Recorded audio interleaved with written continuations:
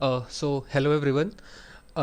Last video में हमने बात करी थी, हमने अलग अलग तरह के कैंडल्स देखे थे।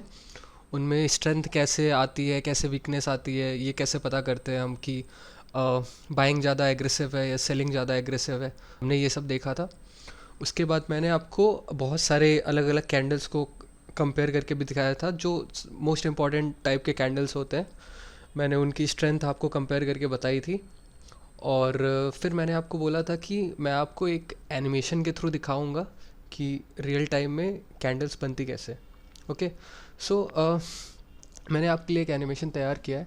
पहले आप उस एनिमेशन को देखो कि कैंडल का मोमेंट हुआ कैसे विद टाइम। फिर मैं उसको थोड़ा थोड़ा एक्सप्लेन करूँगा कि किस पॉइंट पे क्या हो रहा है उस कैंडल के अंदर।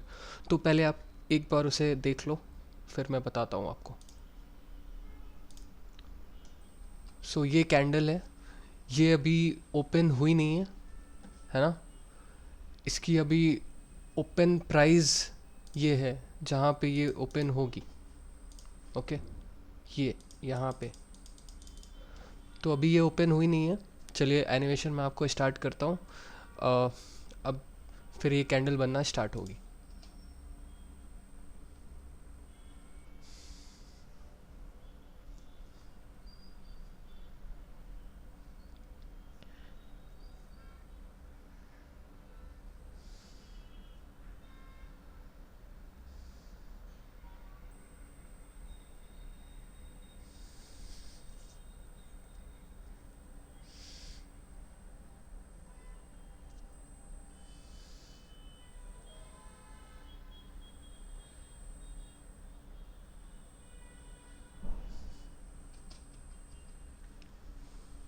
सो आप देखिए इसमें हुआ क्या। मैं आपको स्टार्टिंग से बताता हूँ। ये कैंडल का ओपन प्राइस था जहाँ पे ये ओपन होती है ना। ये ओपन है इसका। इसके बाद यहाँ से क्या हुआ, ये मूव करना चालू करी। तो यहाँ पे आप देखो ये कैंडल, ग्रीन कैंडल फॉर्म हो रही है बहुत तेज़ी से। तो यहाँ पे इस वक्त एग्रेसिव, सॉरी, एग्रेसिव बाइंग चल रही है। ओके। तो ये कैंडल आप देखो बहुत तेज़ी से ऊपर जा रही थी, ओपन से लेके यहाँ तक बहुत तेज़ी से ऊपर आई। फिर जैसे इस पॉइंट पे ये पहुँची, ओके, तो इस पॉइंट पे अब आप देखो विक फॉर्म होना चालू हुई। क्यों विक फॉर्म होना चालू हुई? क्योंकि यहाँ पे ऊपर के लेवल्स पे यहाँ सेलिंग चालू हो गई। सेलिंग है ना। यहाँ पे सेलर्स स्टेप इन करते हैं ये ट्रेड के अंदर में, और वहाँ से सेलिंग चालू करते हैं। अब देखो फिर प्रोग्रेशन इसका कैसे है। ये नीचे कितनी तेज़ी से आया और ये विक फॉर्म हुआ। ओके। तो इस पूरे रीजन में एग्रेसिव सेलिंग चल रही है। सॉरी, मैंने स्पेलिंग पहले भी गलत लिखी थी। एग्रेसिव सेलिंग, ठीक है। उसके बाद देखो क्या होता है। एग्रेसिव सेलिंग हो रही थी, फिर थोड़ा सा यहाँ पे इस इस पॉइंट के बाद, यहाँ पे आने के बाद फिर से बाइंग थोड़ी सी बढ़ती है इस कैंडल में। आप देखो फिर से प्राइस यहाँ थोड़ा फ्लक्चुएट करके फिर ऊपर जाता है ना। विद टाइम ये फ्लक्चुएशन हो रहा है, और बाइंग इतनी स्ट्रेंथ थी कि वो कैंडल फिर से अपने हाई तक पहुंच गया जहाँ पे उसने विक बनाना चालू करा था, जो कि इसका हाई है। तो वहाँ पहुँचता है, फिर से वहाँ से देखो आप सेलिंग चालू हुई, फिर कैंडल नीचे आने लगा। ऐसे फ्लक्चुएशंस चल रही हैं। फिर अचानक से उसे बहुत नीचे गिराया गया। अब देखो ये रेड कैंडल बन गई है, यानी इसका जो प्राइस अब चल रहा है वो अपने ओपन प्राइस से नीचे में ट्रेड हो रहा है। ओके। तो ये रेड कैंडल बनना शुरू हो गई। अब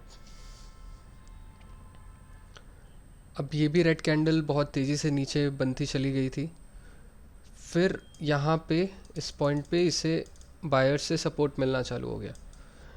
अभी सपोर्ट मैं आपको समझाया नहीं हूँ। सपोर्ट रेजिस्टेंस यानी आप समझ लो यहाँ से बाइंग ने एग्रेसिव बायर्स ने एग्रेसिव बाइंग चालू कर गई।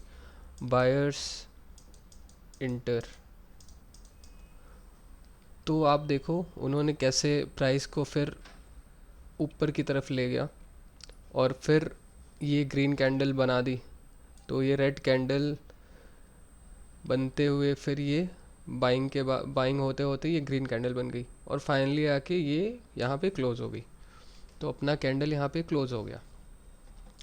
तो ओवरऑल ये बुलिश कैंडल लास्ट में बन गया, बुलिश कैंडल। एनिमेशन तो 30 सेकंड का ही था। हम मान लेते हैं कि ये 30 सेकंड के टाइम फ्रेम की कैंडल है। तो उस 30 सेकंड के अंदर में इस कैंडल के साथ इतना कुछ हुआ जो कि हमने एनिमेशन में देखा। या तो उसका ओपन यहाँ पे हुआ, ओके, क्लोज यहाँ पे हुआ है क्योंकि ग्रीन कैंडल है, हाई इसने इतना पे लगाया, लो इसका ये है, ओके, और ये इसकी बॉडी है। तो ऐसे रियल टाइम में ऐसे कैंडल्स बनते हैं।